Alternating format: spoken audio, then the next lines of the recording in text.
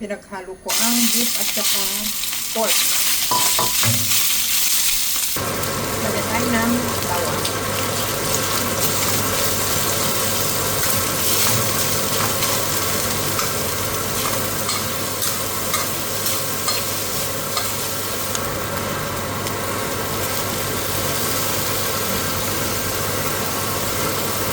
Sinadya akong damihan ng gulay yan.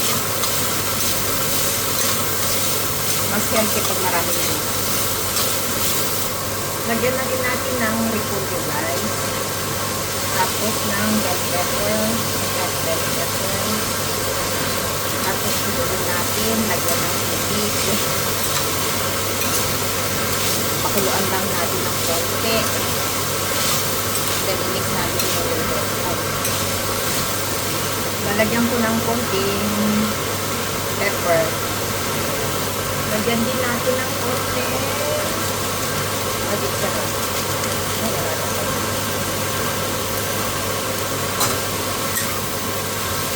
Mix natin. Lagyan natin ng konting tubig. Konti lang guys. Para lumambot lang ng konti yung carrots. Konti pa guys. Konti pa.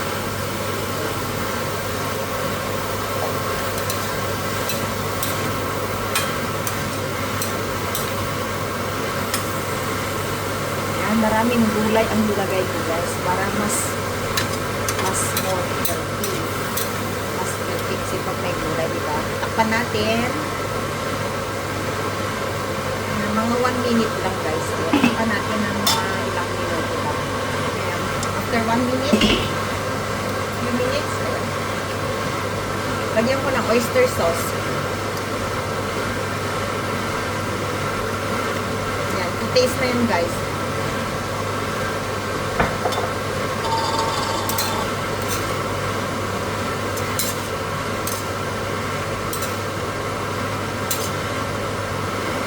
Kung walang oyster sauce, lagyan ng soy sauce. It's up to you. Kala ko mahirap dati yung magluto ng pansit, hindi pala. Pansit, kahit anong noodles, ganyan na ang ginagawa ko.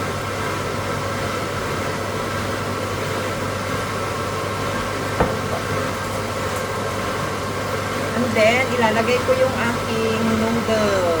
Ayan, itong aking noodle na. Kahit anong noodles pa, guys. Parang Japanese noodles ata ito.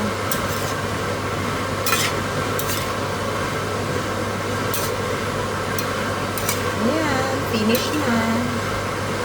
Ganito lang. Haluin-haluin lang natin para yung lasa ay dumikit sa noodles. Para magkakulay ng konti. Kung gusto nyo lang mag-dark, lagyan nyo ng dark soy sauce. Pero sa akin, okay lang. Kahit light siya. Kasi itong noodles na to, hinugasan ko na sa kumukulong tubig. So, para maghiwa-hiwalay. Kasi dikit-dikit ito guys. Nakita ko yun mamaya.